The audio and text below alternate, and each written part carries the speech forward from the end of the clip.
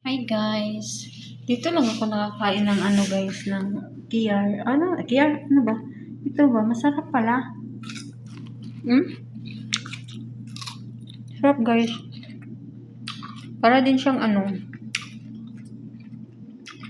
para siyang, para siyang apple din. Pero sa atin, di ba? Hindi siya kinakain. Ah! Iba man atsal sa atin eh. Panghalo man sa ano. Panghalo sa, panghalo sa ano ba?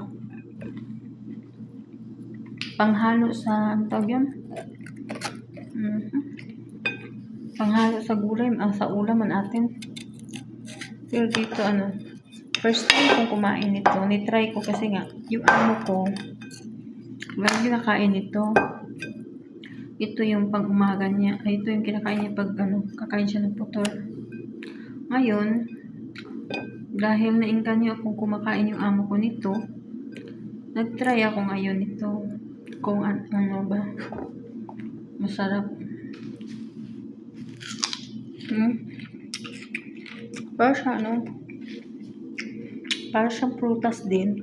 Masarap. Asa?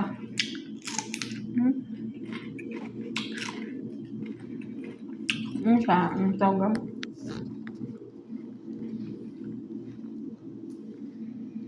Hindi ako nakain dati nito kasi nga akala ko, ano yung katulad sa atin dito na ano yung atsal na pag kinain mo, anghang-anghang.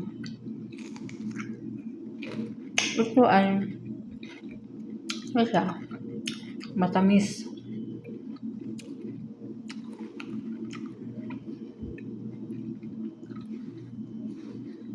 Masarap. First time ako kumain nito.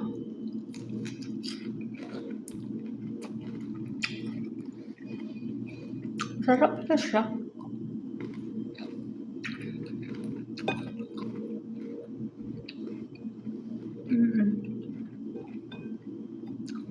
Kahit ito nilalagay sa ulam, hindi din ako nakain. Kasi nga, sa ano, sa Pinas, hindi ako nakain ng ano, ng atsal. Pero ngayon, i-try ko siya guys. Sarap pala siya. Ito pagkain to ng amo ko. Kiyar, Ritos, tapos dalawang itlog, tapos ito.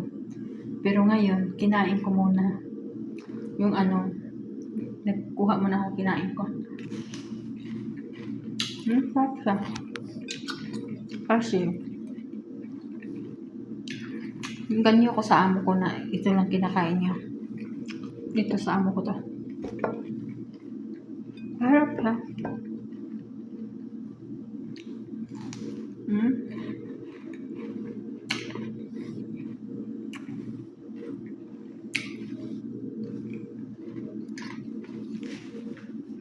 Tama na, baka mamaya maubos ko to eh. Ito na lang pagkain ng amo ko. Ganyan ang ganito na kahigaan sa amo ko. Bye guys. Kayo, try nyo na din kumain ito. Thank you for watching. Thank you sa lahat ng support sa akin. Sa lahat ng nakilala ko sa YT. Maraming salamat sa inyo. Hindi ko na kayo isa-isahin, no? Kasi nga, madami-dami na din kayo. Pero dati, madami din akong friend dati, pero nawala na silang lahat. Parang ano lang ba, parang ano lang, kung ayaw mo na sa kanya, di, umalis ka na, ganun. Ganyan talaga, parang pag-ibig lang. Pag ayaw mo na sa isang tao, kahit mahal mo pa siya, kung ayaw mo na siya, ayaw ka na niya, or ayaw mo na siya, o yan, lumayo ka na. Masasaktan ka lang siya. Bye guys!